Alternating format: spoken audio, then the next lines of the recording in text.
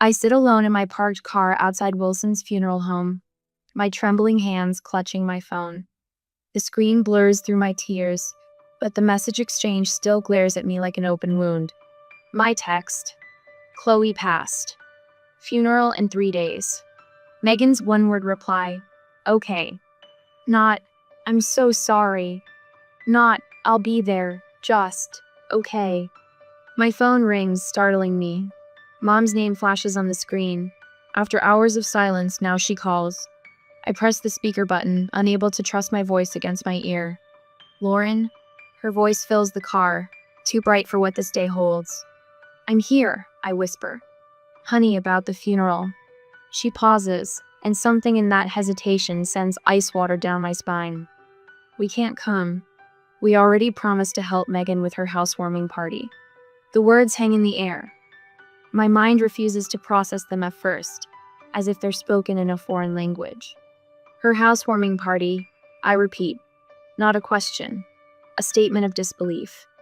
It's been planned for weeks, Mom continues, her voice taking on that familiar defensive edge. You know how important this house is to her. More important than Chloe. More important than my daughter's funeral. My child is dead. The words scrape my throat raw. And we're very sorry about that, Mom says, her tone suggesting an inconvenience rather than a tragedy. But Chloe wouldn't want us to disappoint Megan. You know how sensitive she is. The memory crashes over me. Chloe in her hospital bed just 1 week ago, frail, yet somehow still radiating that stubborn light of hers. Her small fingers working colored pencils across paper, creating cheerful drawings for the nurses who'd become like family.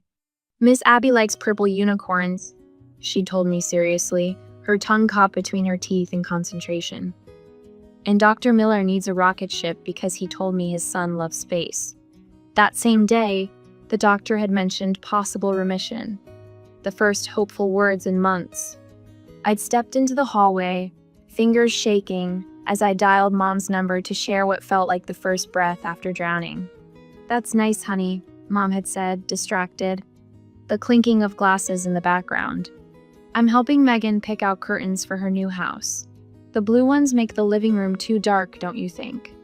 I'd murmured something vague and turned back to Chloe, to what mattered.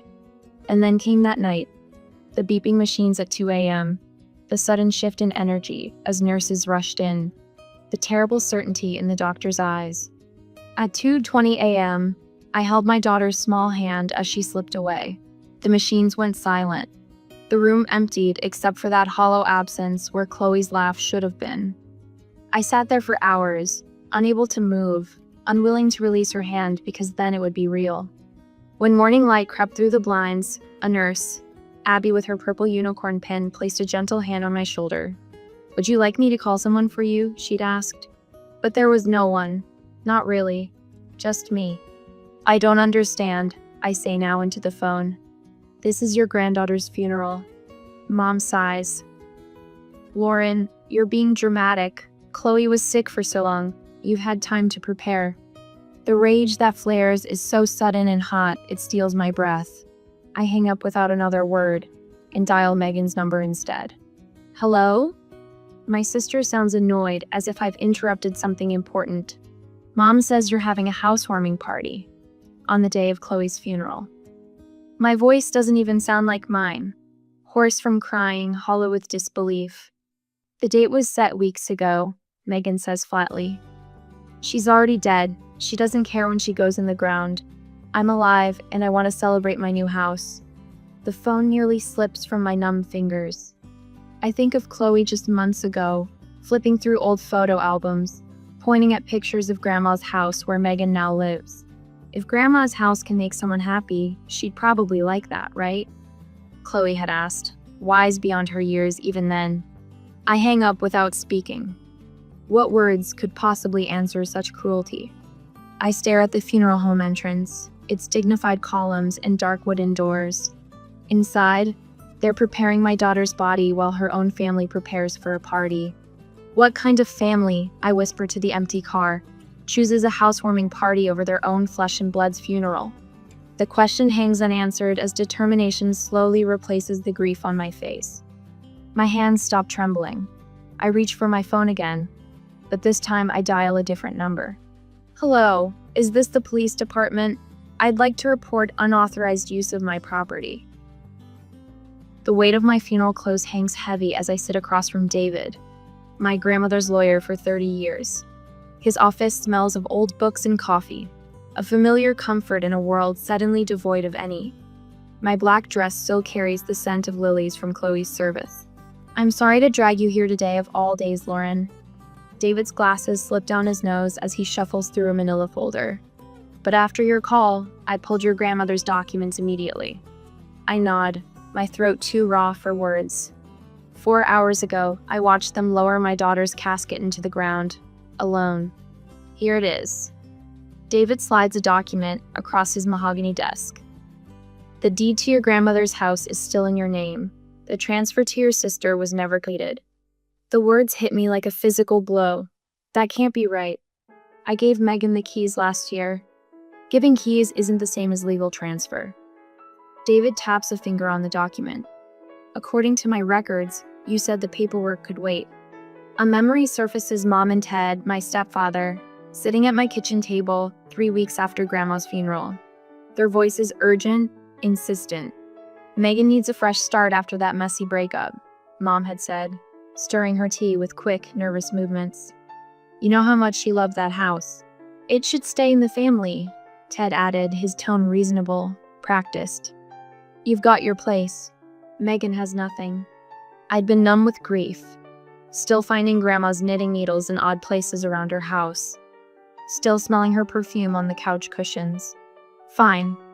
The word had tumbled from my lips, desperate to end the conversation. She can have it. The paperwork can wait until things settle down. I'd handed over the keys the next day, relief washing over me as one responsibility lifted from my shoulders. David's voice pulls me back. Lauren, they've been pressuring you during your daughter's illness. Did you realize that? His words sliced through the fog in my brain. What do you mean? The last communication about transferring the deed came 5 months ago when Chloe was diagnosed. He removes his glasses, polishing them with a handkerchief. You responded that you needed time. 5 months ago, when my world collapsed with a doctor's gentle voice saying, leukemia. I'd forgotten all about the house, I whisper. David places a folder before me. You asked me to gather your financial records too. My hands tremble as I open it. Bank statements. 5 years of them, neatly organized. The numbers blur then sharpen with terrible clarity. A pattern of $2,000 monthly transfers to my mother's account unbroken, even through Chloe's illness. Oh God. I flip through statement after statement, months passing in a shuffle of paper. There it is, the payment sent. The night I worked until 3 a.m., editing manuscripts from a chair pulled alongside Chloe's hospital bed. The payment sent the week I maxed out my credit cards to cover medication copays. A separate document catches my eye. A car loan in my mother's name, dated 1 month after Chloe's diagnosis. A $42,000 Mercedes. My phone buzzes. A text message from my mother. Need extra this month. Car insurance went up. How's Chloe doing? My stomach twists as I open Instagram. A post from 2 hours ago during Chloe's funeral appears at the top of my feed. My mother and Megan, champagne glasses raised high, standing in Grandma's kitchen. My grandmother's antique mirror reflects their smiling faces. New beginnings, blessed, new house. I stare at their faces at the timestamp. This wasn't thoughtlessness or poor timing. This was deliberate. A knock at the office door, and David's receptionist pokes her head in. Your ex-husband is here. Says he's been looking for you. Derek steps into the room, his eyes red-rimmed, his suit wrinkled from sitting through the service. Unlike my family, he came. He held my hand as they lowered our daughter into the ground. Lauren, his voice breaks on my name. I went to your place, but you weren't there. I was worried. Did you know? I hold up my phone, showing the Instagram post. Did you know they didn't come because of a party? Derek's face hardens as he takes my phone. Jesus Christ, is that today? A notification pops up on my screen. An email from my tenant in the small rental property I inherited from my father-me only source of steady income during Chloe's illness. Someone claiming to be your mother called saying you're mentally unstable after your daughter's death, and that I should send rent payments to her until further notice. Wanted to check with you directly. The room spins, then steadies with sudden crystal clarity. They didn't just abandon me during the worst moment of my life, I say, rising to my feet. They tried to profit from it. David hands me the house keys and deed from his desk drawer. These are legally yours. What do you want to do? I close my fingers around the cold metal of the keys. In the distance, I hear sirens growing louder. How far would I go to stand up to family who betrayed me at my most vulnerable moment? Would I forgive the unforgivable, or draw a line that could never be uncrossed?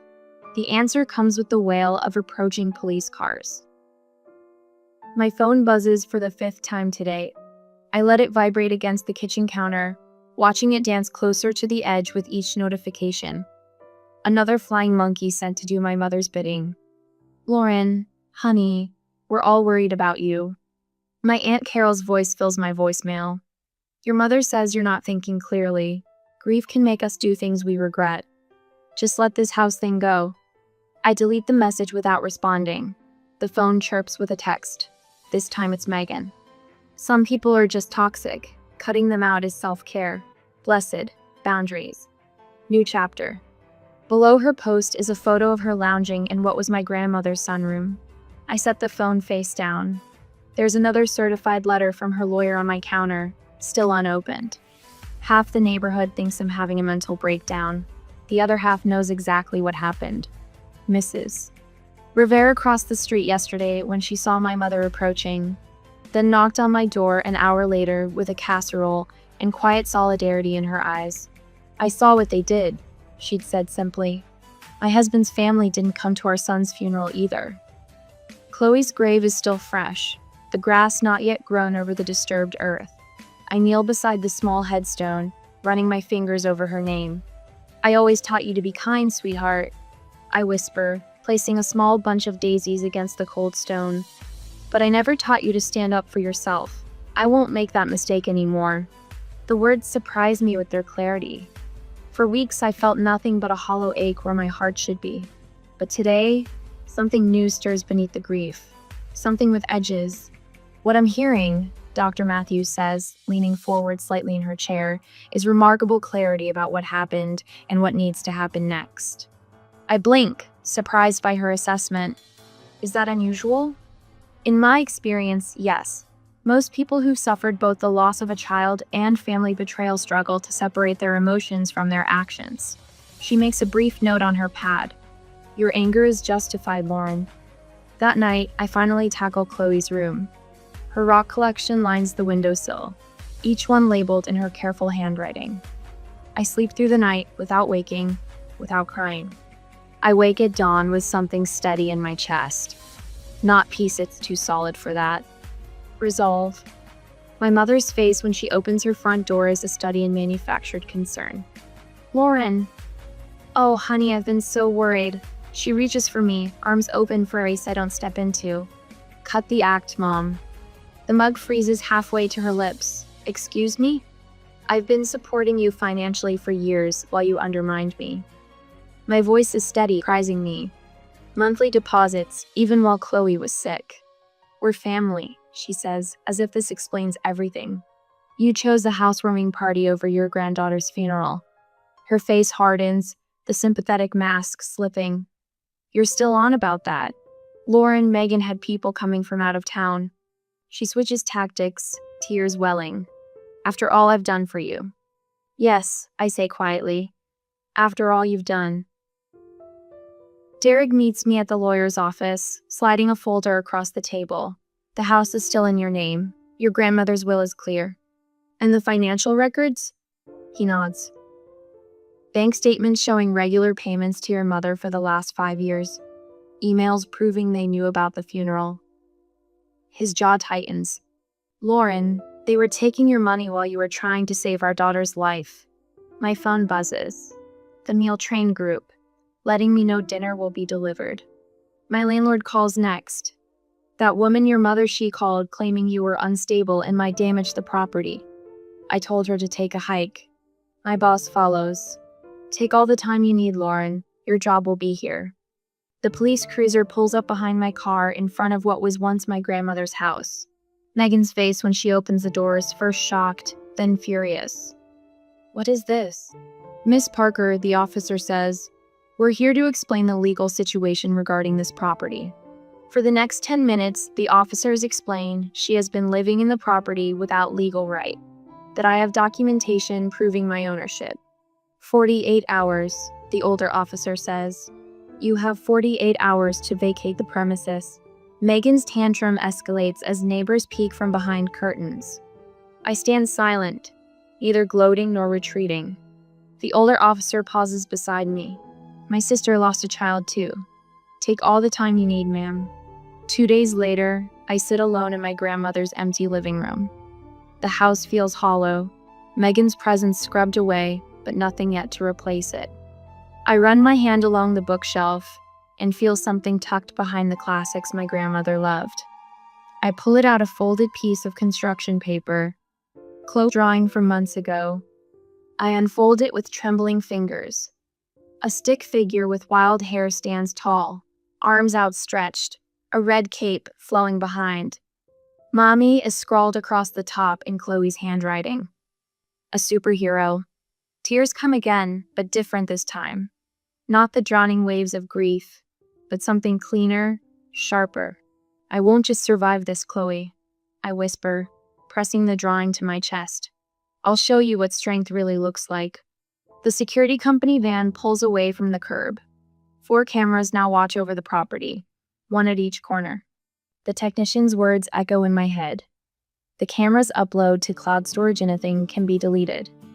At the bank, I cancel the automatic payments to my mother's account. 5 years of monthly support ended with a signature. Derek emails me the last piece of evidence, of screenshots of our group chat the day Chloe died. My message announcing her passing. Their read receipts. The timestamps showing they'd seen it, known about the funeral, chosen the party anyway. This should be enough, he writes. They can't deny they knew. It's nearly midnight when my phone buzzes with a text from my neighbor across the street. You need to come quickly. Something's happening at the house. I open the security app on my phone. The night vision camera shows Megan's car parked halfway up the driveway, headlights off. She moves toward the back door, something in her hand catching the moonlight.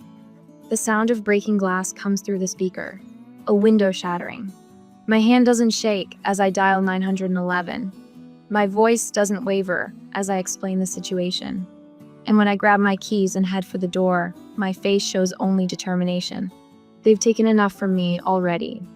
They won't take anything more. The security footage plays on my phone screen in crisp, undeniable clarity as I stand on the sidewalk watching 2 police officers approach my grandmother's house. Megan's red Toyota is parked crooked in the driveway, half on the grass. Ma'am? The older officer, Williams according to his nameplate, gestures toward the house. You said this is your property? I nod, handing him the property deed. Yes, it belonged to my grandmother. I'm the legal owner. The sound of shattering glass cuts through the night air, followed by muffled cursing. Stay here, Officer Williams says, his hand moving to rest on his holster. I remain by the patrol car, my body tense but my mind remarkably clear. The security camera app on my phone continues recording, capturing every moment.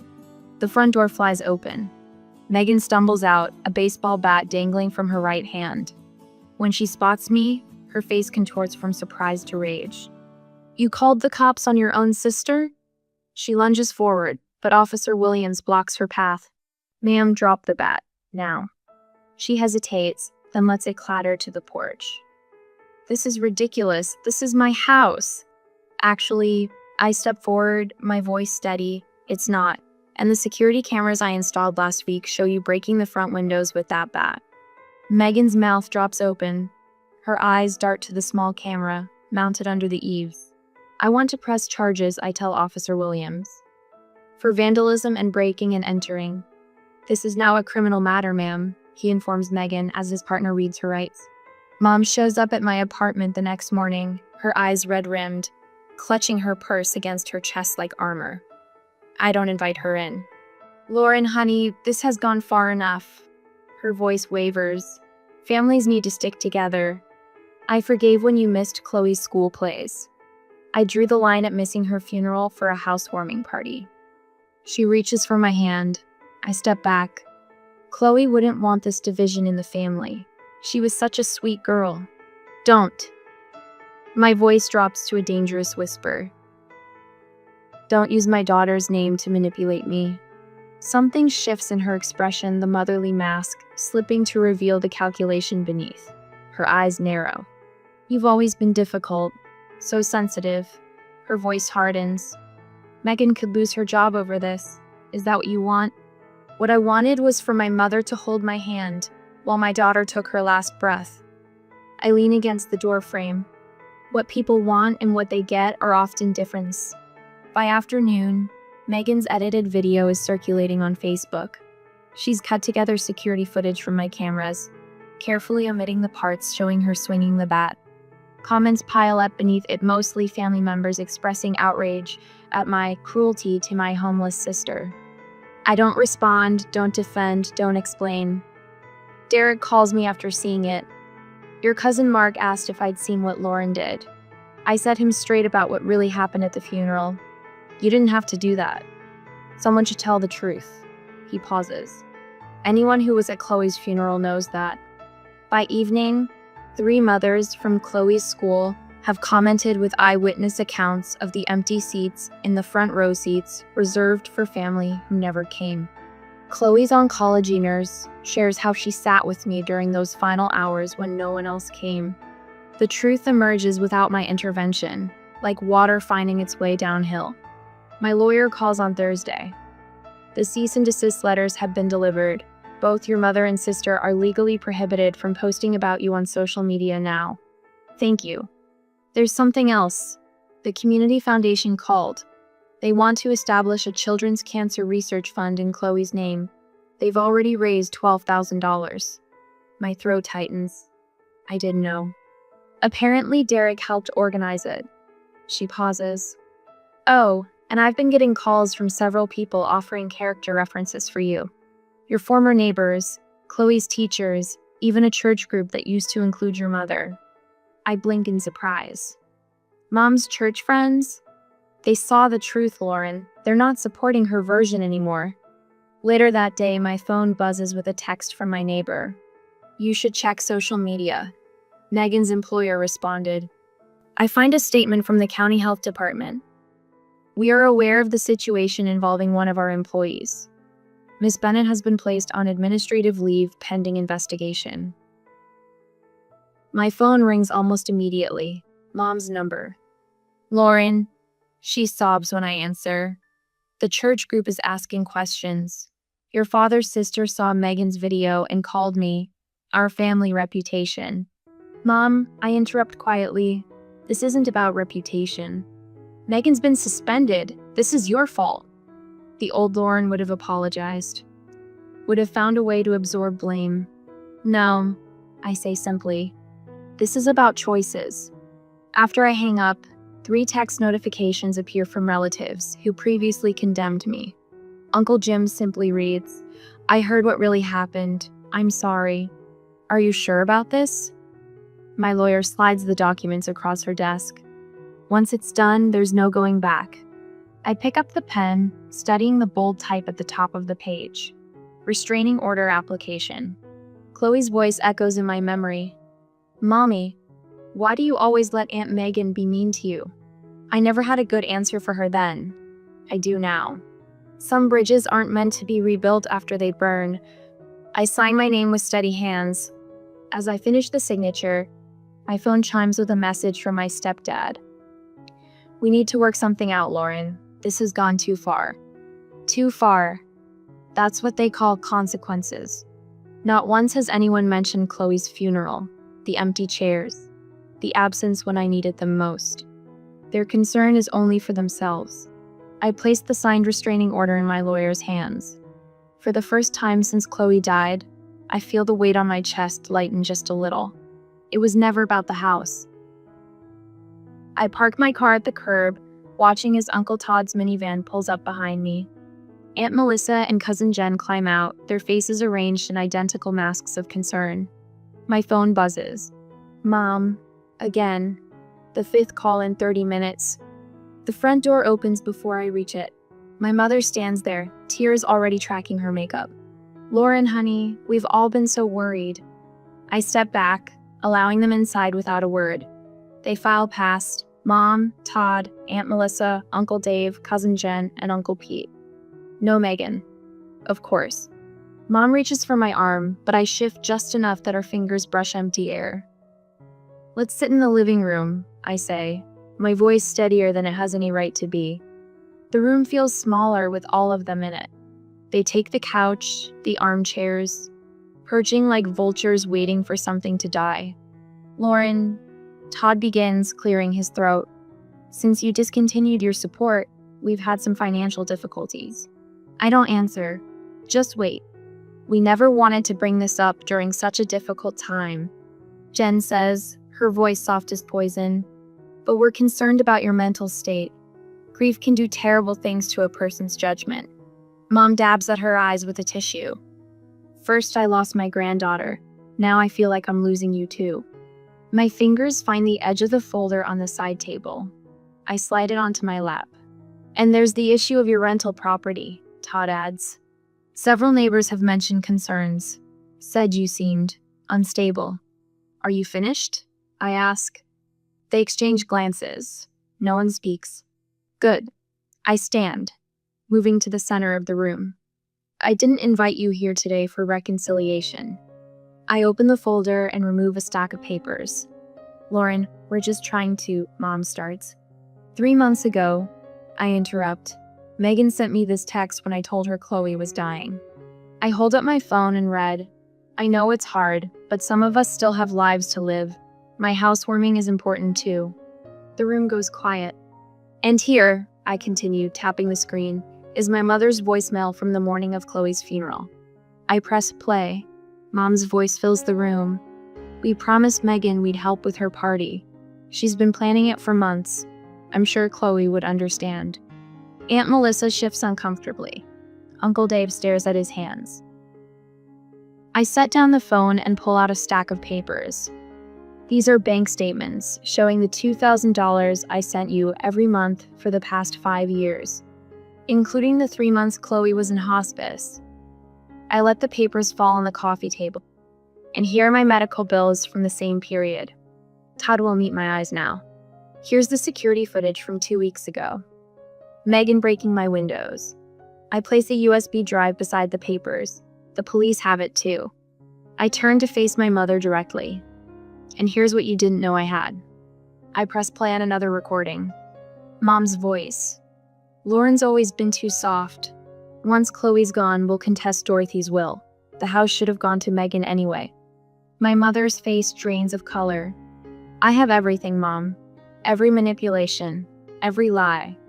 The party photos posted during my daughter's funeral. The calls to my landlord. All of it. I walk to the side table and return with a stack of envelopes. This is a restraining order for each of you. I hand them out one by one. This is a lawsuit for property damage for Megan.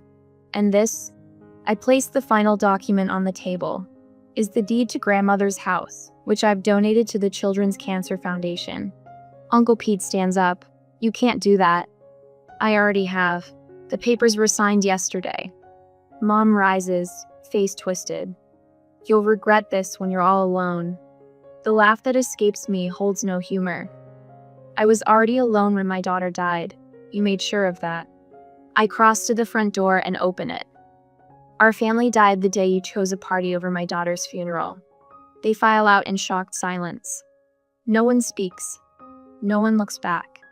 When the last one crosses the threshold, I close the door firmly. Not slammed, just closed. I lean against it, letting out a breath that feels like I've been holding it for years. The house is quiet. Empty but somehow fuller than it's been in months. I cross to the window and watch them leave in a parade of cars, faces stiff with shock. The mighty fallen, the manipulators exposed. A week later, I'm watering the potted geraniums on my porch when the mail carrier walks up my drive. "Package for you, Miss Bennett." He hands me a thick envelope. I recognize the return address immediately. Megan's lawyer. The weight of it should feel ominous. Instead, I feel nothing but calm as I slide my finger under the flap. Sometimes the greatest peace comes not from forgiveness, but from finally walking away. The butter yellow paint catches morning light as I run my fingers along the freshly finished wall. Chloe's artwork framed in simple wood creates a gallery down the hallway of my new home. The heaviness in my chest has transformed over this past year. Not gone, but different. A companion rather than a crushing weight. My phone buzzes against the kitchen counter. "Lauren, it's Derek. I've been thinking about that support group idea."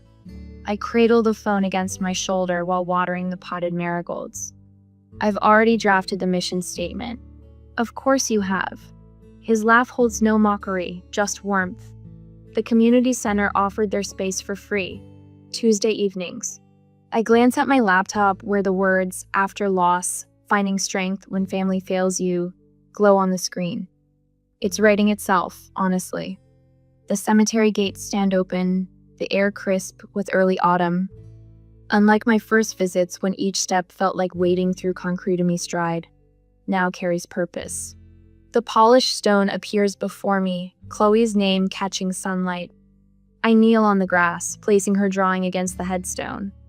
The crayon bright superhero figure me, in Chloe's imagination sports a cape and a determined smile. "You made me stronger than I ever knew I could be." Tears come, but they don't drown me anymore. Back home, I change for my therapy group 6 parents who understand the unique grief of outliving their children. No platitudes, no pressure to move on, just honest navigation through impossible terrain. Messages arrive from 3 different friends, real ones, who appeared after the storm, who respect my boundaries and offer support without conditions. The promotion at the medical journal came unexpectedly. "Your editing has become more precise," my boss said, deeper somehow. Later, my backyard fills with quiet laughter. Derek and his new wife arrange sunflowers around Chloe's memorial stone. My therapy group friends arrive bearing dishes that steam in the cool evening air. "To the family we choose," Carol announces, raising her glass as twilight settles, "not the family we're born to." At the Children's Hospital, I arrange art supplies while children in various stages of treatment gather around the activity table. A woman hovers in the doorway, her eyes holding the shell-shocked look I recognize. "First diagnosis?" I ask quietly. She nods, tears threatening. "Leukemia, 3 days ago." You don't have to answer every call or accept every casserole. I meet her eyes directly. "Protect your space. Some people will make this about them." Her shoulders drop slightly. "No one said that." "You made me feel less alone today," she whispers before leaving. The certified letter arrives on a Tuesday. My mother's handwriting on the return address. I open it calmly, scanning paragraphs about her regret, her pain, her need for reconciliation. I file it away without response and return to my garden. Kneeling in the soil, I plant a row of bright zinnias, Chloe's favorites. Their orange and pink faces will turn toward the sun, just as she always did. On the patio table, a stack of fresh manuscript pages catches the breeze. "Building Boundaries, Protecting Your Peace," reads the title. "Miss Lauren?" A small voice startles me. Lily, the 8-year-old from next door, stands at the garden gate. "What's this stone for?" "That's for my daughter, Chloe. She loved butterflies." "Did she die?" Lily asks with the direct simplicity of children. "Yes." The word comes easily now. "She used to make up songs about caterpillar swinging." Lily touches the stone gently. "I bet she was nice." "The nicest," I answer, and realize I'm smiling at the memory, not crying. My phone rings. The Children's Hospital coordinator's name flashes on screen. "Lauren, would you consider expanding your art program to our other locations? The families keep asking when you're coming back." As sunset paints the sky, I water the memorial garden one last time. The photo of Chloe rests nearby, her smile untouched by time. "You were right, sweetheart," I whispered to her image. "It's making people happy."